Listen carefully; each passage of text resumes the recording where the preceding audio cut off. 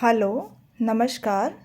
CET का जो exam हुआ था आज 5 नवंबर 2022 को मॉर्निंग में, उसके मैथ की सॉल्यूशन है ये।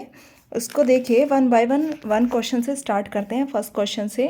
फर्स्ट क्वेश्चन गिवन है, ये 1331 का है, इसका क्यूब रूट दे रखा है, ठीक है। गुना 216 का भी अब क्यूब रूट दे रखा है, गुना है, और यहाँ पे प्लस है, यहाँ पे प्लस है। 729 का क्यूब रूट और 64 का क्यूब रूट गिवन है। आपको पता है ये 1331 किसका क्यूब है, 11 का क्यूब है।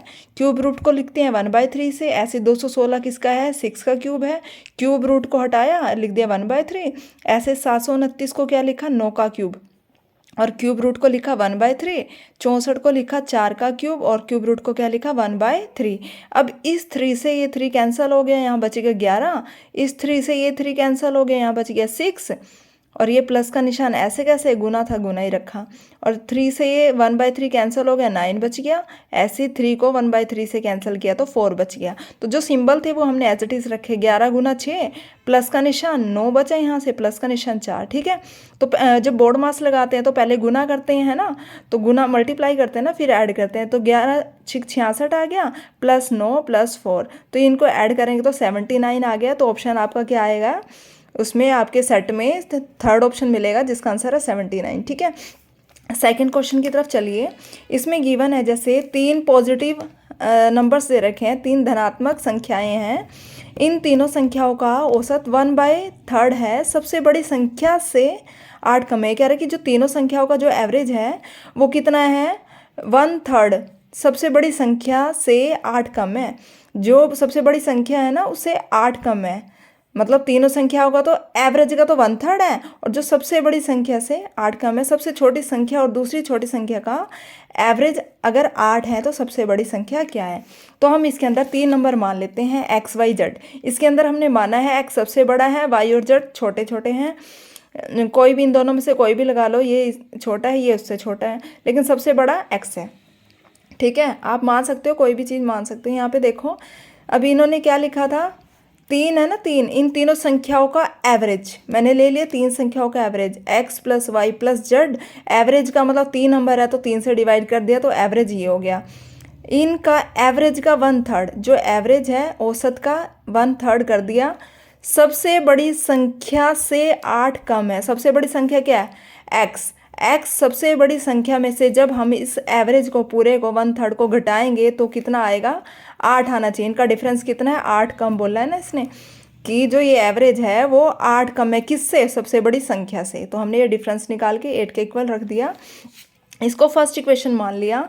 और सेकंड किससे अगली इक्वेशन पढ़ते हैं, सबसे छोटी संख्या और दूसरी सबसे छोटी संख्या। तो 2 संख्या हमारे पास यही बची, इसको तो हमने बड़ी मान लिया क्योंकि यहाँ बड़ा रखा है। छोटी संख्या वाई और जेड दोनों रख ली, का औसत 8 है। 2 संख्याएं हैं तो 2 से डिवाइड करेंगे एवरेज निकालने के लिए, तो वाई प्लस जेड डिवाइड में 2 इक्वल है कितना, 8। तो ये 2 इधर जाएगा तो कितना हो जाएगा, वाई प्लस जेड इक्वल है 16। ये सेकंड इक्वेशन आ गई। आपके पास वाई जेड की वैल्यू 16 होगी। अगर आप यहाँ पुट कर देते हैं वाई जेड की वैल्यू, वाई प्लस जेड की, तो आपके पास यहाँ से एक्स निकल जाएगा क्योंकि एक्स ही रह जाएगा यहाँ पर। तो हम वाई प्लस जेड की वैल्यू इधर रखते हैं 16। तो put value of equation second in 1। तो हमने यहाँ पे रख दिया, देखो x minus 1/3, X as it is. Y plus Z की जगह रख दिया 16 क्योंकि यहाँ से आपने 16 निकाला था, तो ये 16 रखा। डिवाइड में कितना था यहाँ 3 एज इट इज़, और इक्वल ये 8 का था, 8 ही लिख दिया। अब इसको सॉल्व करेंगे, देखो x एज इट इज़, ये 3 है, 3 को 3 से नीचे गुना कर देंगे 9 बच जाएगा। 1 को ऊपर करेंगे x, माइनस का x, माइनस है ना बाहर, माइनस उनको 16 से करेंगे, यहाँ माइनस का 16 आ जाएगा। अभी हमने किया नहीं, ब्रैकेट लगा देते हैं हमें अभी, ठीक है। तो अब यहाँ पे हमने आगे खोल लिया, एलसीएम लिया जब हमने, 9x हो गया यहाँ पे, और जब इसको करेंगे माइनस का x हो जाएगा, माइनस का 16, और पूरे के नीचे आ जाएगा एलसीएम। पहले नहीं था, पहले x के नीचे नहीं था, x के नीचे यहाँ 1 है, ठीक है। तो यहाँ पे अब 9 हो गया। तो यहाँ पे देखो 9x में से x गया कितना आएगा, 8x। ये माइनस 16 डिवाइड में 9, 9 उधर चला जाएगा, कितना हो जाएगा 72। ये देखो हमने 9x में से x गया कितना आएगा, 8x, ठीक है। ये तो ख़त्म, माइनस का निशान ये रहा, और 16, और इक्वल हो जाएगा 8 × 9, कितना हो जाएगा ये, ठीक है 72 हो जाएगा। 8x और यहाँ पे 16 है, उधर चला जाएगा, 72 + 16 88 हो जाएगा। x की वैल्यू 88 डिवाइड में ये 8 डिवाइड में चला जाएगा, 11 आ जाएगा। तो आपका ऑप्शन फोर्थ आ जाएगा 11, ठीक है 11 आ जाएगा। ये देखिए उसके बाद हम चलते हैं नेक्स्ट क्वेश्चन की तरफ। तो 11 कौन सा था, ये 4th ऑप्शन था, चेक कर लीजिएगा। उसके बाद 3rd क्वेश्चन है, श्री मतलब मिस्टर एक्स के पास कुछ धनराशि है, ठीक है, कुछ अमाउंट है मिस्टर एक्स के पास। वह इस अमाउंट को 5 मजदूरों में किस रेशो में बांटते हैं, 1:2, 1:3, 1:4। 1/4 means 1/5 ratio 1/7, 1/2 ratio 1/3 ratio 1/4 ratio 1/5 ratio 1/7। तो अब इसको ये कह रहा है कि वो इसको बांटना चाहता है उसके पास कम से कम, जब कम से कम आ जाए वर्ड तो इसका मतलब एलसीएम लेना होता है। तो कम से कम कितनी धनराशि होनी चाहिए जिससे प्रत्येक मजदूर को पूर्ण संख्या में रुपए प्राप्त हो, मतलब पूर्ण संख्या प्राप्त हो। ऑप्शन से भी देख सकते हो आप वैसे, लेकिन इसमें बड़ा इजी है, जो भी दे रखा है 2, 3, 4, 5, 7, इनका एलसीएम ले लो आप। ये देखो एलसीएम क्या आएगा, 7 × 5 मतलब 5 × 7, ये 4 आ गया, 3 आ गया। 2 क्यों नहीं लिया हमने, क्योंकि 2 ऑलरेडी 4 में था, तो हमारा एलसीएम कितना आ गया, 420। तो 3rd ऑप्शन आएगा इसका, ठीक है, उस आपके पेपर के अकॉर्डिंग 3rd ऑप्शन है ये, ठीक है, 420 आ जाएगा। 3rd क्वेश्चन का 3rd ही आंसर है 420। उसके बाद देखिए, ए की आयु बी की आय से 10% अधिक है, ए की आय बी की आय से 10% अधिक है और बी की आय सी की आय से 20% कम है, तो क्रमशः ए, बी एंड सी की आय का अनुपात पूछा है, ठीक है। सबसे पहले हम ये देखेंगे पूछा गया अनुपात, तो हमने लिख लिया A:B:C, ठीक है। सबसे पहले गिवन क्या है, ए की आयु बी की आय से 10% अधिक है। कौन सी आय किससे अधिक है ये देखेंगे, ए की आय अधिक है ना बी से, तो हमने मान लिया इनिशियल बी को 100 और ए किससे अधिक थी कितनी, 10%, तो लिख दिया 110। फिर अगली बात पढ़ते हैं, बी की आय सी की आय से 20% कम है, बी की कम है ना सी से, तो हमने सी को मान लिया 100 और बी की इससे 20% कम है, तो 100 का 20% कितना होगा, कम 20 हो जाएगा, तो 20 कम कर दिया तो 80 हो गया ये। तो अब हमने क्या किया, जब हम ऐसे अनुपात निकालते हैं 3 का, तो हमें यहाँ पे भी सेम लिख लेते हैं, 100 है तो यहाँ पे भी 100 आएगा और यहाँ पे जो बचा है इसके आगे जो यहाँ था वही आएगा, तो 80 आ गया। तो अब हमने इनकी मल्टीप्लाई करी, देखो 110 × 80 रेशो, ठीक है, ये रेशो इनके बीच में 100 × 80, ठीक है, 100 × 100। अब यहाँ से देखो 2 जीरो कट रही हैं, एक ही है, यहाँ से भी 2 जीरो जाएंगी, यहाँ से भी 2 जीरो कटेंगी, तो यहाँ से बचेगा क्या, 11 × 8, यहाँ से बचेगा 80, यहाँ से 100 बचेगा अनुपात में, ठीक है। 11, 8, 88, 80, 100, इसको जब काटोगे आप, ठीक है, 4 से 4 पे कट रहा है पूरा ये, तो 22:20:25 आ जाएगा। तो आपका 3rd ऑप्शन आएगा 22:20:25, ठीक है। तो 4th क्वेश्चन का आंसर 3rd ऑप्शन है 22:20:25। ये पूरा मैं सॉल्व करके दिखा रही हूँ ताकि आपको कहीं भी डाउट ना रहे कि आपका आंसर क्या होना चाहिए था या आंसर की में क्या आया है। जो भी एक्यूरेट आंसर ये निकलेंगे, ठीक है। हर कल जैसे आंसर की आएगी, जब भी आएगी आंसर की, आप ऑब्जेक्शन भी कर सकते हो इस बेस पे, इसलिए आपको सॉल्व करके दिखाया जा रहा है। उसके बाद 5th क्वेश्चन पे चलिए, एक धनराशि साधारण ब्याज पर 7 वर्षों में 2 गुनी हो जाती है, वह कितने वर्षों में 4 गुनी हो जाएगी। ये देखिए, मान लिया कोई राशि 100 रुपये थी, ये साधारण ब्याज क्या है, सिंपल इंटरेस्ट से, ठीक है, 100 रुपये थी, वो 200 रुपये होगी, 2 गुनी बोला है ना, तो 7 वर्षों में, तो 3 गुनी कितनी होगी, आपको पता है यहाँ पे 100% वो लग रहा है ब्याज मिल रहा है, तो अभी 100 का 200 बना है, अब 300 बनेगी, फिर 400 बनेगी, तो 7 साल में 200 हुई, फिर 300 अगले 7 साल में, अगले किया होगा 7 सालों में, फिर तो कितने साल हो गए, 7 साल, 14, 7 या 21, तो 7, 14, 7, 21 सालों में कितनी हुई, वो 4 गुना हुई, 400 बनी है ना, 100 का 4 गुना 400 हो गया, तो 21 साल आई, तो इसका भी 3rd ऑप्शन आ जाएगा 21 वर्ष, ठीक है। नेक्स्ट पे पूछो, एक आदमी और एक लड़का मिलकर, छठा क्वेश्चन है 76 है, उस पेपर के कोड के अकॉर्डिंग है, अब मैं सीक्वेंस में करा रही हूँ मैं। एक आदमी और एक लड़का मिलकर खुदाई का एक कार्य 40 दिन में कर सकते हैं, जबकि उनकी खुदाई करने की गति का अनुपात 8:5 है। यदि लड़के को अकेले खुदाई के लिए लगाया जाए तो वह इस कार्य को कितने दिनों में पूरा कर पाएगा। इसका आंसर देखिए जल्दी से, वो देखो वो क्या कह रहे हैं, वो स्पीड उसकी दे रखी है, स्पीड का मतलब वो काम 8:5 है आदमी की और ये बॉय की, तो 8:5 है ना स्पीड, स्पीड मतलब वर्क का, देखो मैन रेशो बॉय लिखा हुआ मैंने, स्पीड इक्वल है वर्क, मतलब जितनी स्पीड है उतना ही तो वर्क करेगा, ठीक है। तो 8:5 है, तो दिन क्या होगा, अगर काम ज़्यादा कर रहा है 8 कर रहा है तो दिन उसको कम लगेंगे, तो दिन क्या होता है, काम का रेशो का अनुपात का उल्टा होता है, तो रिवर्स कर दिया हमने, 5:8 कर दिया। अगर ये लड़का है 5 काम कर रहा है एक दिन में और आदमी 8 काम कर रहा है एक दिन में, तो 40 काम करने के लिए इसको 5 दिन लगेंगे, लड़के को ज़्यादा दिन लगेंगे, मतलब 8, उल्टा हो जाता है रेशो का जब दिन निकालते हैं तो, ठीक है। तो टोटल क्या रहा है कि 40 दिन लगते हैं दोनों को मिला के, आदमी और एक लड़के को। हमने लिख दिया, मान लिया ये रेशो दे रखा है, एग्जैक्ट नहीं है तो एक्स लिख लिया हमने। आदमी को लग रहे हैं 1/5 एक्स। एक दिन में कितना काम कर रहा है आदमी? 1/5 एक्स। और लड़का कर रहा है 1/8 एक्स काम कर रहा है, ये काम है। और टोटल काम कितने हो रहे हैं? मतलब ये एक दिन का है, एक दिन में काम कितना कर रहा है? 1/5 एक्स, ये 1/8 एक्स, और एक दिन में टोटल 1/40। तो हमने एलसीएम लिया, तो यहाँ से 8 + 5 ऊपर बन गया 13, 13/40 एक्स, यहाँ पे आया 1/40। तो यहाँ 13/40 एक्स था, 1/40, 40 से 40 कट गया, यहाँ रह गया 13/एक्स और इक्वल 1। तो एक्स की वैल्यू आ गई 13। ठीक है, 13 आई हमारी। 13 क्या निकला? अब हमारा रेशो का अनुपात निकला है। जब हम यहाँ पे ये क्या था, मैन और बॉय की रेशो, दिन का रेशो था ना ये 5:8 दिन का। तो हमने इसको 5x और 8x लिया, तो 13 से इसको मल्टीप्लाई करें, 13×5 = 65 और ये 13×8 = 104। अगर आदमी पूछेगा आदमी कितने दिनों में करेगा अकेला इस काम को, तो 65 दिन में। अब लड़के का पूछा है वो कितने दिन में करेगा तो अकेला, तो 104 दिन। तो इसका आंसर आ जाएगा 104 दिन। फर्स्ट ऑप्शन है आपके पेपर के अकॉर्डिंग। ठीक है, तो 104 दिन आ जाएगा। तो लड़का कितने दिन में काम को पूरा करेगा? 104 दिन में। ठीक है, अगले क्वेश्चन पे चलिए। 7वां क्वेश्चन है, 126 रुपये प्रति किलोग्राम तथा, अब तीन चीज़ों को, 3 तरह की चाय हैं उनको मिक्स किया गया है। तो ये पूछ रहा है कि जो तीसरे प्रकार की चाय है उसका रेट क्या है। 2 का तो मूल्य दे दिया, 126 रुपये प्रति 1 किलोग्राम। एक चाय एक तरह की चाय है, 135 रुपये किलोग्राम की एक प्रकार की चाय है, और एक और चाय है जो तीसरे प्रकार की, उसका रेट नहीं दे रखा है। लेकिन ये बताया कि इन तीनों को 1:1:2 के अनुपात में मिलाया गया है। यदि मिश्रण का मूल्य 153 रुपये है, जब तीनों को मिक्स कर देंगे तो जो लास्ट में जो चाय मिलेगी हमें, उसका रेट इन्होंने 153 रुपये फिक्स रख दिया।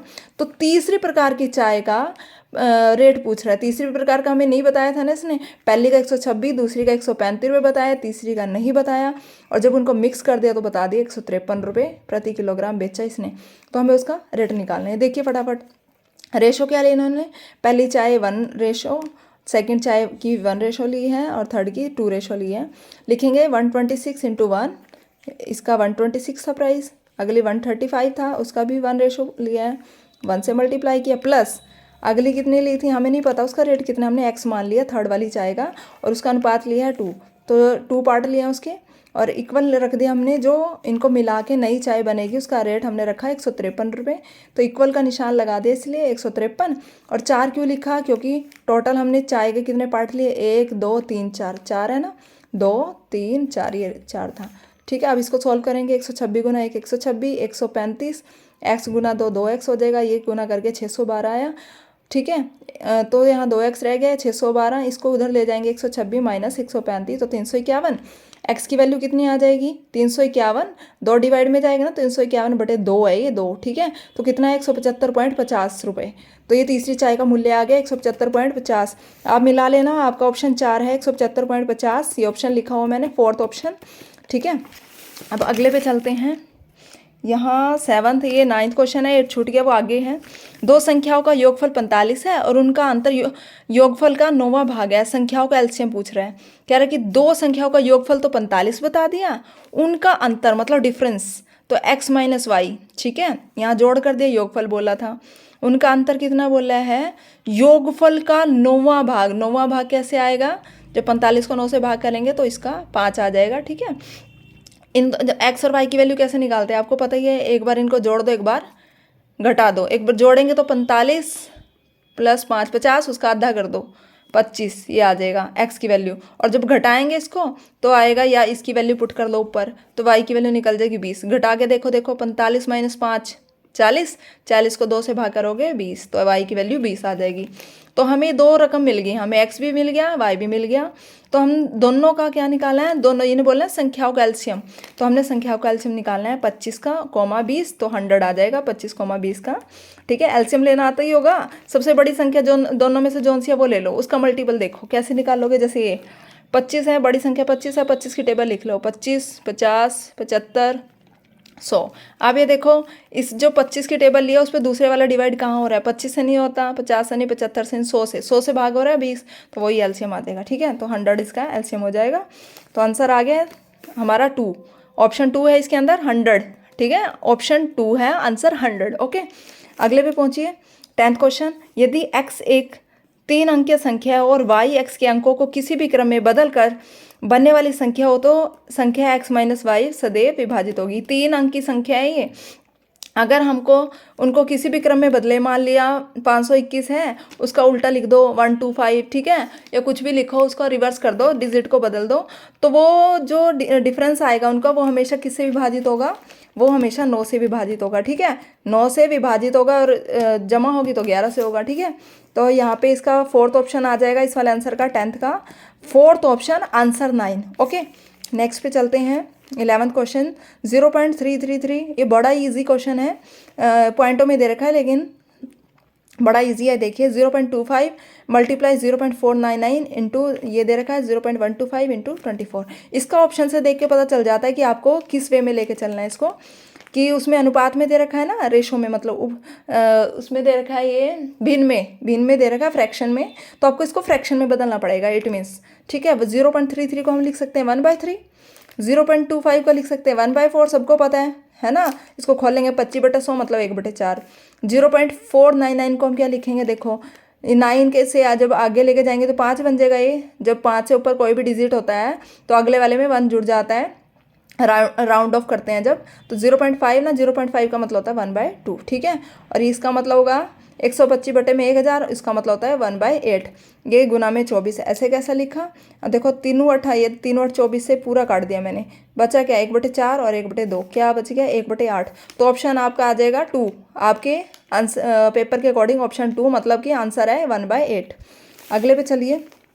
14 मीटर त्रिज्या तथा 3.5 हाइट के ठोस बेलन का मूल्य, जबकि प्रत्येक धातु का मूल्य 50 रुपये प्रति घन मीटर है। इन्हें रेडियस दे रखी है आपको, एक हाइट दे रखी है, ठीक है। तो ये पूछ रहा है यहाँ से आपको कैसे पता चलेगा आपको एरिया निकालना है या वॉल्यूम निकालना है। इन्होंने यहाँ पे घन मीटर दे दिया, क्यूब दे दिया, क्यूब का मतलब आपको वॉल्यूम निकालना पड़ेगा।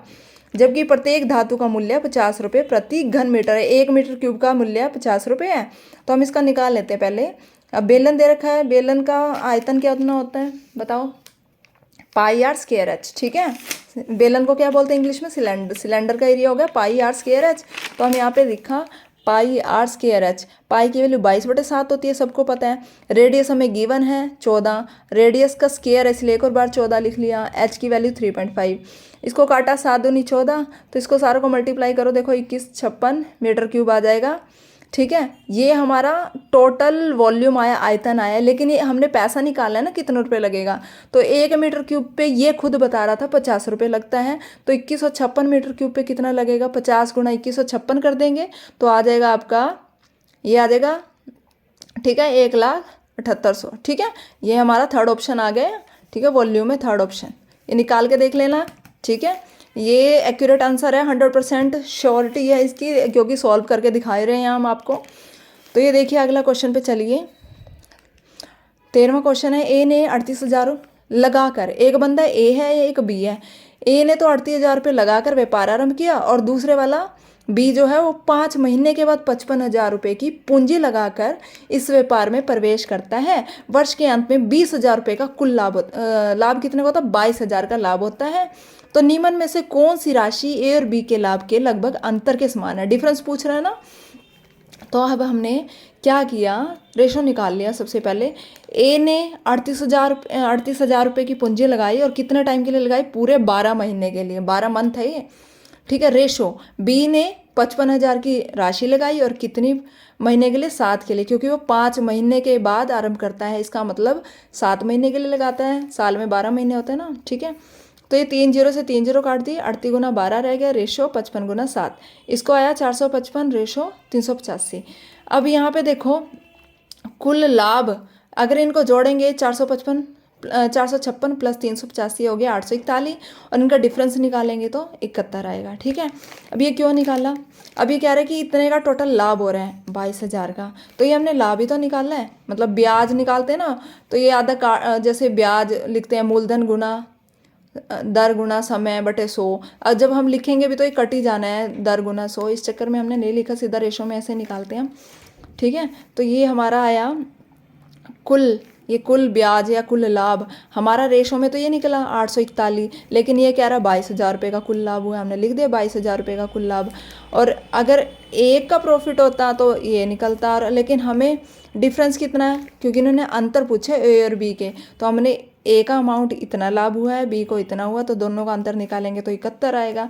तो 71 का लाभ पे निकालते हैं 22,000 बटे 841 गुना 71, ये तो था ही, गुना में 71 कर दिया तो आ जाएगा 1857 पॉइंट समथिंग आएगा। तो ऑप्शन 4 दे रखा है आपको, तो ऑप्शन 4 आ जाएगा 1857 रुपये। ठीक है, 1857 की क्रांति नहीं है, रुपये हैं, 1857 रुपये। चौथा ऑप्शन आ गया आपका 13वें का। अब आ जाओ 14 पे जल्दी से। यदि एक वस्तु 20% लाभ पर बेची गई तो निम्न में से कौन सा एक इसके क्रय मूल्य तथा विक्रय मूल्य में अनुपात है। तो एक वस्तु मान लिया, क्रय मूल्य कितना मान लिया 100, तो इन्होंने बोला 20% लाभ, तो 20 जोड़ दो इसमें, 20% का लाभ जोड़ेंगे तो 120 आ जाएगा। तो ये क्रय मूल्य हो गया, ये विक्रय मूल्य हो गया, ये लाभ हो गया, इसमें लाभ जोड़ दिया। तो इसने पूछा क्या, क्रय मूल्य और विक्रय मूल्य में अनुपात, तो हमने ये क्रय मूल्य, ये विक्रय मूल्य, ये 100 था, रेशो 120, 0 से 0 काट दी, 10:12, मतलब 2 से फिर काट दिया, 2 पंजे 10, 2 छके 12, तो 5:6। तो थर्ड ऑप्शन आ गया 5:6 इसका। ठीक है, तो अनुपात क्रय और विक्रय मूल्य का 5:6 आया। तो 15 क्वेश्चन पे चले। एक प्लॉट में 18,700 रुपये बेचने पर, एक प्लॉट को बेचा भी 18,700 रुपये में, इसके मालिक को 15% की हानि हुई। ठीक है, तो 15% लाभ के लिए वह प्लॉट को कितने में बेचेगा। सबसे पहले तो क्रय मूल्य हम मान के चलते हैं 100%। ठीक है, 100% हम क्रय मूल्य मानते हैं। अगर लाभ होता है तो हम उसमें जोड़ देते हैं उतने परसेंट, और हानि होती है तो उतने परसेंट घटा देते हैं। तो इनको 15% हानि हुई है, तो हमने 100% में 15 घटाए तो 85%, तो 85% हानि मतलब 85% विक्रय मूल्य हुआ ना, ये विक्रय मूल्य। लेकिन ये कितना कह रहा है, कितने बेचा, 18,700 रुपये में। अब हम मुझे लाभ देखना है, 15% लाभ के लिए प्लॉट को कितने रुपए में बेचे। तो हमें लाभ चाहिए, तो पहले तो क्रय मूल्य क्रॉस करना पड़ेगा। 100% तक तो क्रय मूल्य है, लाभ उसमें 15 और जोड़ दो, कितना आएगा 115%। तो 115 कितना हो जाएगा फिर, 18,700 गुना 115, ये और 85 से डिवाइड कर दो, आ जाएगा आपका 25,300 रुपये। ठीक है, तो ऑप्शन 4 आ जाएगा 25,300 रुपये। ठीक है, तो 25,300 रुपये में अगर वो बेचेगा, जब जाकर उसको 15% का लाभ होगा। ये क्वेश्चन पीछे छूट गया था, ये देखो 3 विभिन्न ट्रैफिक सिग्नल वाला था ये 45 सेकंड, 75 सेकंड, 90 सेकंड के बाद बदल रहे थे। और ये यदि तीनों एक साथ 7 घंटे 20 मिनट 15 सेकंड के बाद बदलती है, तो अगली बार कब चेंज होगा इसमें। तो हमने क्या किया, जो ये सेकंड दे रखा था इनका एलसीएम लेंगे, 45 का, 75 का और 90 सेकंड का, और इसको मिनट में बदल देंगे।